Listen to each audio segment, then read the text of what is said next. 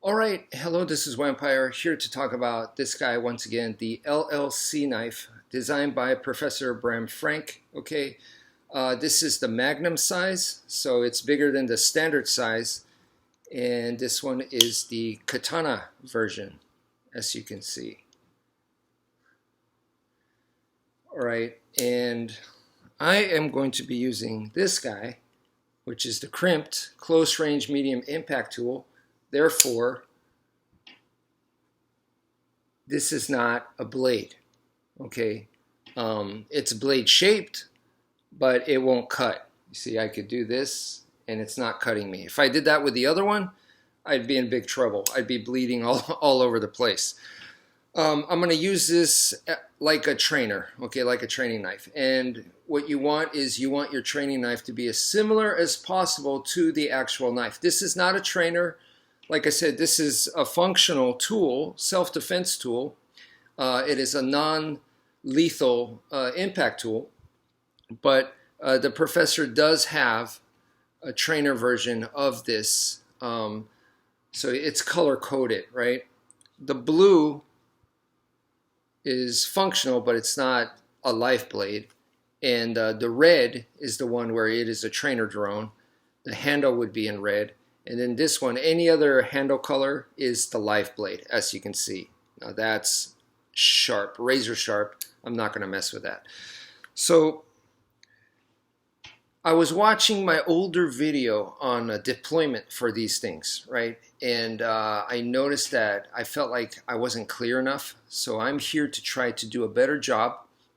So I'm going to revisit that. Okay, so the first things first. The way the professor recommends, okay, is a two-handed opening. I feel like this is his to-go. You know, after talking to him over video chat and seeing the way he's shown me some of the techniques and stuff, I feel like, this is just my own assumption, that this is his main way to deploy this thing, and it's two-handed. So let me explain that real quick. So the first thing, the concept for this, right, is that your standard folding knife can be used closed. So you could use the butt end, right, for hammer fist. So if pretty much any folding knife can do it as long as it's big enough, right? Even a fixed blade, you could hammer fist with it. But with a folding knife, you could use the butt end and possibly the top part too, right, for striking. The professor added the ramp. So the ramp in the closed position, you could also strike with this part here. And most, obviously, knives are not going to have this. So this is an extra feature that he added to make the LLC knives extra special. You could strike with it. You could scrape. You could scrape with it, get some DNA. You could pinch with it. Back in the day, the old school teachers were allowed to pinch the troublemakers in the classroom. The teacher would come up to the troublemaker, pinch them by the ear, drag them out, and take them to the principal's office that way. It's pain compliance is what they were doing. It's a pain compliance hold. So because you're able to cause so much pressure that they're not really going to be able to resist or fight you at that moment, because you're just causing so much pain and distraction, and they're just going to follow you around. It's kind of like a bull. You put the nose ring on the bull, and now you can control it. So it's the same kind of idea there. So you can pinch with this as well. You could strike with it, and then we got all kinds of different finger locks. You could use the bottom side of the ramp to cause tremendous pressure onto the joint, or you could use the top side of the ramp, and then this could be used like take them down, or reverse it this way, take them back up. So you could use it for joint manipulation as well. The other thing is you could use the ramp to open the knife, all right? And like I said, instead of using this guy, I want to demonstrate with the crimp just because it's safer, and I am in this kind of cramped up there's a thing in front of me here, and the laptop's right here, and all that. So anyway, okay. So the way, like I said, you take this thing out closed. Okay, so you're in a self-defense situation. We have to put the context in there. So you go, oh crap, I'm in a bad situation. You take this thing out straight from your pocket. And you can see that's why this thing sits high on your pocket. Why the pocket clip is low and it sits high on your pocket is because you got all of this sticking out to grab and pull it out. Okay, because in that situation, boom, you could take it out that much easier because you got all this real estate to grab, to pull this thing out and then freaking use this thing closed. Okay, and that's why it's done that way. Now you might go, well, if it's sitting that high in your pocket, it isn't going to fall out, right? Well, that's why this specialized spoon clip, this is extra tight. And someone said to the professor, I don't know who it was, but someone left a comment like, it's super tight on the pocket. Isn't it going to shred your pants? And the professor's response to that was, I'd rather shred my pants than drop my knife. So, I mean, come on. This is not for I take it out all the time. I mess around with it at the office. No, this is a self-defense tool designed to save your life. So when this thing comes out, it might rip your pocket. It might, cause wear and tear. Dude, we're talking about self-defense here. So priorities. What's important? This is not I wear it on my khakis. I go to work. It's an office knife. No. This is a self-defense knife. So if you want to play around with your trainer or something like this. Like I said, this is a working tool, but just for me, messing around with this at home just to get some practice in, just messing around with it, doing this kind of stuff. It's boom, boom, like this kind of stuff. It's like a fidget tool. And the more I'm messing around with it, the more practice I get, the better I become. My skill gets better, like a balisong, a butterfly knife. And it also, like a fidget tool, it relaxes me. So when I'm watching TV and I'm just holding this thing and I'm just doing stuff like that, I feel good. That's just me. Anyway, so the idea here is boom, you take this thing out closed, okay, and you use it closed, but in a situation where you go, I need to have the blade out, because you take it out like this, they start attacking you, whatever, you could protect yourself like this, and if they punch this accidentally, they're going to hurt themselves.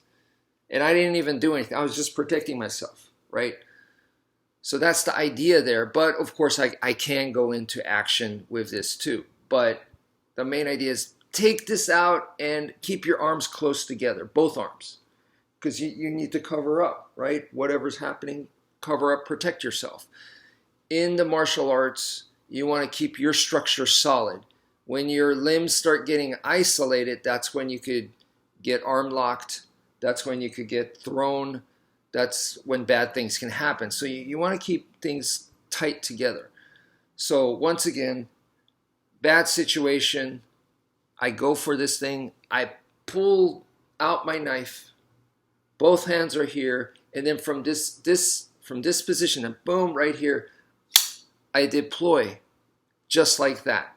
Okay, so it is a two-handed opening, but because of the context, because of the way this is designed, it's a very efficient two-handed opening. It's solid, it's a solid opening, but it makes sense combat-wise, self-defense-wise. So, boom, you take it out like so, and then here, boom, like this, boom, and I go right away into action. So even though it's two-handed, it's still very, very efficient because both of your hands need to be here to cover up and protect. Anyway, both hands are going to be right there anyway. And so I'm just using this part of my hand to hook onto the ramp like so. That's simple. And I'm already there. Boom, boom, boom. Okay. So that is the recommended. I feel like professors, number one usage of deploying the blade. How do you deploy the blade? I feel like in a self-defense situation, that's what he's going to go to. Okay, that's his number one method. Now, the next one, I'm going to go into the kinetic opening. The kinetic opening to me is more versatile, and it's good to have as a backup, because you never know, be in all kinds of different situations. So in that case, it's good to have more than one opening. So the kinetic opening is unique to this knife. Don't confuse it with a wave. Wave opening is a completely different thing. The kinetic opening is way more versatile. In fact, the kinetic opening is extremely versatile. It's because you hook on whatever you can hook on, okay, to deploy the blade. And you could hook on whatever. It could be a table, the edge of a table, you know, boom, you hook on it like that. It could be the leg of a table. It could be the bad guy's limbs. It could be his back. It could be his waist. It could be his belt. It could be a branch. It could be, you know, just about whatever you think you can do it, you probably can, you know. Their shoelace, their armpit, their neck. I mean, now you're getting really, really nasty, but you don't have to be nasty with this. But the most basic thing right there. So my point there is it's extremely versatile. Whatever it can hook on, that's going to deploy the blade, right? So the idea here really comes down to the most basic is the arm. Okay, we're going to start with the arm. Like I said, you don't have to limit yourself to the arm. You could hook their ear. You could hook their, I mean, like I said, you get as nasty as you want. You hook their nostril. All right, horrible, horrible stuff. But we start with the arm, okay, and you're going to hook their arm, not your arm, okay? You can do your arm, but it's much safer to do here, okay? Like this, like the first one I showed you, the double-handed. When you start hooking your own body parts, there's always a risk that you could cut yourself. That's why it's not recommended, especially like something like you're going to do it on your own torso or you do it on your leg. Not recommended. You can, it is possible to do it off of your arm, and it's pretty safer, but not recommended. Once again, on yourself, this is the most, I think, the most recommended. Okay. Or one of the most safest ways to deploy in a self-defense situation. So the idea is to do it on their arm, their limb, whatever, you know, or on an inanimate object. But let's go back to using their arm. This is a good basic, good place to start off with. So when you're doing the kinetic opening, to me there's 3 types of kinetic openings, okay? But the first one, I'm going to call it the strike opening. Okay, the strike opening is the one that I was doing for a long time, not realizing that this wasn't the main opening, the main way to deploy the blade. The strike opening is basically you are striking with this. So I'm striking at them, and as I strike, I pretend like this is the enemy's arm. I hit their arm, so it hits. It's gonna hurt because I'm hitting. Okay, so it goes, ka! It hits. And then it hooks, and I deploy the blade. Okay, but as you can see, I want you guys to see the knife. I have to follow because I'm dragging through, so I'm following through, and the knife is way down over here, and their arm is like right there. Okay, so again, their arm's right here, and I'm going to strike. I'm going to go bam. This is a hit.